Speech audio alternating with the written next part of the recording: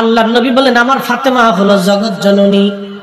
আদম সফিউল্লাহ থেকে কিয়ামত পর্যন্ত যত নারী জাতি জান্নাতে যাবে সব নারী জাতিদের সর্দারিনী আমার ফাতেমা।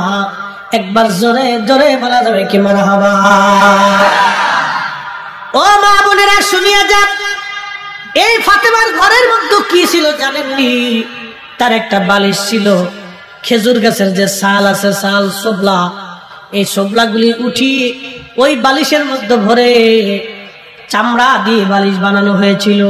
চামড়ার বালিশের মধ্যে খেজুর গাছের ছাল ভরে দিয়ে হযরত ফাতেমা রাদিয়াল্লাহু আনহা সারা জীবন কাটায় দিয়েছিলেন। কল্পনা করবেন আমাদের কত সুন্দর সুন্দর বালিশ, কত সুন্দর দামি খাটের মধ্যে ঘুমায় হযরত ফাতেমা রাদিয়াল্লাহু আনহা, যিনি জান্নাতের সাইয়্যিদিনী ছিলেন। খেজুর গাছের সুবলা, এই সুবলা দিয়ে তার বালিশ বানানো হয়েছিল। একটা ছোট্ট চৌকি ছিল ঘরের মধ্যে, স্বামী আর স্ত্রী দুইজনে ঘরের মধ্যে ঘুমাইতেন। একটা মাত্র কম্বল ছিল, খেজুরের মাদুরের উপরে তার বিছানা ছিল। এই কম্বল মাথা ডাকলে পা বের হতো, পা ডাকলে মাথা বের হয়ে যাইতো। একদিন হযরত আলী রাদিয়াল্লাহু আনহু বলেন, ফাতেমা অনেক বড় অভাব আমাদের ঘরে, তুমি তো জানো দিন আনি দিন খাই, কোনোদিন না খেয়ে থাকি। শোনো, রসুলের দরবারে বাইতুল মালে গনিমতের মাল আসছে, তুমি যাইয়া যদি রসুলের দরবারে বলো তাহলে আল্লাহর নবী মনে হয় তোমাকে ফেরত দিবে না। তুমি একটু যাইয়া তোমার অভাবের কথা নবীর দরবারে যায় বলো। হযরত ফাতেমা চলে গেলেন রাত্রিবেলা এশার নামাজের পরে। রাত একটু বেশি বেশি হয়ে গেল, ঘরের দরজার মধ্যে টোকা লাগাইলেন। আল্লাহর নবীর ঘরের মধ্যে তখন নবীজির দাসী হযরত উম্মে আইমান রাদিয়াল্লাহু আনহা ছিলেন। উম্মে আইমানকে নবী দাসীর নজরে কোনোদিন দেখেন নাই। নবী বলতেন, উম্মি বাদাল উম্মি, আপনি মায়ের পরে আমার একটা মা, আপনি মায়ের পরে আমার একজন মা, আপনি মায়ের পরে আমার একজন মা।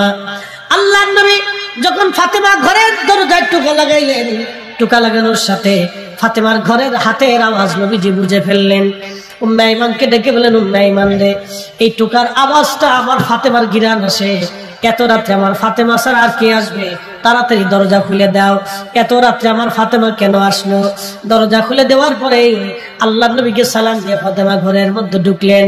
কি ব্যাপার মা, কি জন্য আপনি আসছেন? বলি, ইয়া রাসূলুল্লাহ, আমি শুনছি আপনার কাছে গনিমতের মাল আসে। নবী গো, আপনি তো জানেন আপনি আমাকে হযরত আলীর সাথে দিয়ে দিয়েছেন, আলী তো গরিব মানুষ। হুজুর, আমার দিন আনি দিন খাই, বড় কষ্টের মধ্যে সংসার চলে, কিছু গনিমতের মাল থেকে কি আমার জন্য বন্টন কিছু করা যাবে?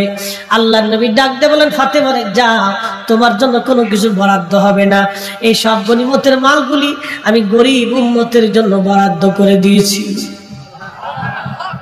একটু চিন্তা করেন তো, একটু ভাবেন তো, রাসূল আমাদেরকে কতটা ভালোবাসতেন। নিজের কন্যাকে নবী মাহরুম করে দিচ্ছে গরিব উম্মতের চিন্তা। নিজের উম্মতকে নবীজি মাহরুম করে দিলেন গরিব উম্মতের চিন্তায়। ডেকে বলেন, ফাতেমা যাও, তোমার জন্য কোনো বরাদ্দ হবে না ফাতেমা, আমার গরিব উম্মতের জন্য বরাদ্দ করেছি। হযরত ফাতেমা মন খারাপ করলেন না, আলহামদুলিল্লাহ বলে বাবার কাছ থেকে সালাম দিয়ে চলে আসছে। চলে আসলে হযরত আলী বলেন, ফাতেমা রে, নবীজি কি বলছে বলো। বলে, স্বামী আমার, আল্লাহর নবী আমাকে ফেরত পাঠাই দিয়েছেন আর বলে দিয়েছেন এটা গরিব উম্মতের জন্য বরাদ্দ, আমার জন্য কোনো কিছু এখানে কোনো বরাদ্দ নাই। হযরত আলী আলহামদুলিল্লাহ বললেন, কিন্তু রাসূল করিম সারা রাত ঘুমাইতে পারেন নাই, কলিজার টুকরা মেয়েটাকে অভাবের মধ্যে বিয়ে দিয়েছে, দিন আনে দিন খায়, কোন রকম দিন চলে। কলিজার টুকরা ফাতেমা আজকে কষ্ট পেয়ে চলে গেল, আমি তারে কিছুই দিলাম না। নবীজি রাত্রিবেলা ঘুমাইতে পারে নাই, জিব্রাইলকে আল্লাহ পাঠাই দিলেন, জিব্রাইল তাড়াতাড়ি যান, আমার বন্ধুর কষ্ট হয়, বন্ধুকে যায় বলবেন ফাতেমার জন্য দুইটা অপশন আছে। প্রথম অপশন হলো গনিমতের মাল, তাকে বলবেন যদি ফাতেমা গনিমতের মাল চায় তো গনিমতের মাল দেওয়া হবে, আর নতুবা এশার নামাজের পরে আমার ফাতেমা যেন 33 বার আলহামদুলিল্লাহ, 33 বার সুবহানাল্লাহ, 34 বার আল্লাহু আকবার বলে তাসবিহ পড়ে। আর যায় বল ভাই, আমলটা যেন ফাতেমা এবং আলী কখনোই ছেড়ে না দেয়। আল্লাহর নবীজি দৌড়ায় চলে আসলেন সকালবেলা ফজরের নামাজের পরে, ঘরের মধ্যে টোকা দিলেন, দরজা খুলে দেখলেন আব্বা হুজুর সামনে হযরত রাসূল করিম সাল্লাল্লাহু আলাইহি সাল্লাম ভিতরে ঢুকলেন। ফাতেমা রে, তোমার জন্য আমি একটা বিশেষ নিয়ামত নিয়ে আসছি। বলেন আব্বাজান, তুমি কি গনিমতের মাল চাও, না আল্লাহ তোমার জন্য একটা দোয়া পাঠাইছে, একটা তাসবিহ পাঠাইছে, তাসবিহ তুমি চাও? ফাতেমা বলেন আব্বাজান, আল্লাহ যেটা আমার জন্য তাসবিহ পাঠাইছে, তাসবিহটা আমাকে দিয়ে দেন, আর গনিমতের মাল আপনি গরিব উম্মতের মধ্যে বন্টন করে দেন। একবার জোরে বলা যাবে কি সুবহানাল্লাহ।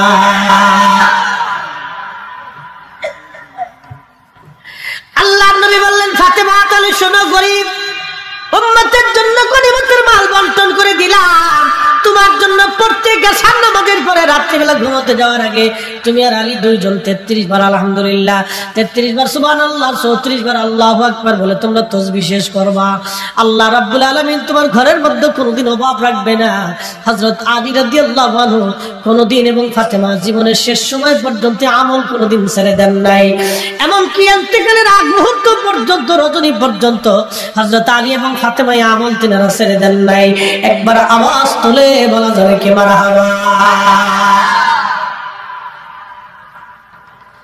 একটু কল্পনা করেন, গরিব উম্মতের চিন্তায় নবীজি ফাতেমাকে খাবার পর্যন্ত দেয় নাই। এখান থেকে বুঝে যান যে আল্লাহর নবী আমাদেরকে কিভাবে ভালোবাসতেন। বড় আফসোস, আমরা উম্মত রাসূলকে কিছু দিতে পারি না।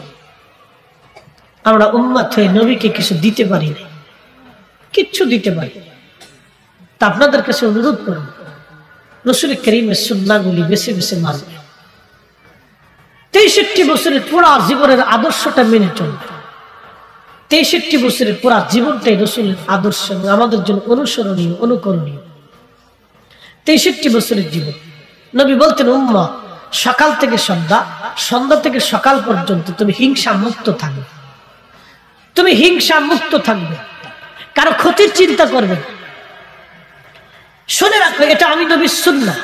মান আহাব্বা সুন্নতি ফাকাদ আহাব্বানি, যে আমি নবীর এই সুন্নাহকে অনুসরণ করলো, ভালোবাসলো, সে আমি নবীকে ভালোবাসলো। ওমান আহাব্বানি, যে আমাকে ভালোবাসলো, কানা মাই ফিল জান্নাহ, সে আমার সাথে জান্নাতে চলে যাবে। তার গোলাম খাবার নিয়ে আসছে, তুমি খাবার খেয়ে ফেলে দিই। খাবার খেয়ে ফেলে দেওয়ার পরে প্রত্যেকদিন জিজ্ঞেস করে, তা আজকে ক্ষুধার কারণে জিজ্ঞেস করে, জিজ্ঞেস করলেন গোলাম কোথার থেকে আনছো? বলে অমুক গণকের কাছ থেকে আনছি। বলে সর্বনাশ করছো কি? গলার মধ্যে আঙ্গুল ঢুকে দিই। বমি আসে না, আসে না। সাহাবা ইকরাম বলেন, আমিরুল মুমিনিন, আপনি তো মারা যাবেন। হযরত আবু বকর বলেন, আমি যদি মরে যাই তাহলে ভালো, আর যদি খাবার বের হয়ে যায় তাও ভালো। খাবার হজম হওয়ার আগে আমাকে হয় মরে যেতে হবে, আর না হয় খাবার বের করে ফেলে দিতে হবে। হালালের প্রতি কোন বান্দার যদি অপরিসীম ঝোঁক থাকে তাহলে বুঝবেন এটা সাহাবায়ে কেরামের আদত, সাহাবায়ে কেরামের চরিত্র, রাসূল করিমের চরিত্র। একসাথে বলা যাবে না মারহাবা? আবু বকর সিদ্দিক রাদিয়াল্লাহু আনহু গলার ভিতর আঙ্গুল ঢুকিয়ে দিলেন। ঢুকিয়ে দেওয়ার পরে বমি করে খাবার ফেলে দিলেন। তারপরে তিনি সেই খাবারটা রাখেন নাই পেটের মধ্যে। কারণ কি? ওই খাবারটা গণকের খাবার ছিল। আল্লাহর নবী বলছেন, উম্মত গণকের খাবার কুকুরের বিষ্ঠার মতো। কুকুর খাবার খাওয়ার পরে যেটা বমি করে ফেলে দেয়, এটা হলো বিষ্ঠা। গণকের বাড়ির খাবার হলো কুকুরের বিষ্ঠার মতো। যারা হাত দেখে গণনা করে আপনার ভাগ্য গুনে দেয়, এদের খাবার কখন আপনি খাবেন না। এটা কুকুরের বিষ্ঠার মতো হারাম। আল্লাহ পাক এই হারাম থেকে আমাদেরকে বাঁচায় রাখুক, বলে না আমিন। মোহতারাম, এটা অনেক দামি ইবাদত, চেষ্টা করবেন আপনারা। প্রিয় নবীর উম্মতেরা, কি এমন আমাদের জীবনে করেছি আমরা কিছুই করতে পারি নাই রাসূল কারীমের জন্য, আল্লাহর হাবিবের জন্য আমাদের তেমন কিছুই করার নাই, তেমন কিছুই আমরা করতে পারি নাই। সাহাবীরা সারা জীবন কষ্ট করে অভাব অনটনকে বরণ করে জিহাদ করে যুদ্ধের ময়দানে কাটিয়ে রাসূলকে তারা ভালোবেসে গেছেন। নবীর দরবারে একজন সাহাবীর কথা আপনাদেরকে না বললেই নয়। একজন সাহাবীর নাম ছিল, তার নাম হযরতে জুলাইবিব রাদিয়াল্লাহু আনহু। নবীজির একজন ছোট্ট সাহাবী ছিলেন, তার নাম জুলাইবিব। আমাদের দেশে কিছু মানুষ আছে দেখবেন বামন বেঠে, একবারে ছোট ছোট দেখবেন কিছু মানুষ আছে বামন। এই বামনদেরকে নিয়ে আমাদের সমাজে হাসি তামাশা হয়, দেখবেন তাদেরকে নিয়ে মানুষ মানে মস্করা করে, সার্কাসে দেখানো হয়।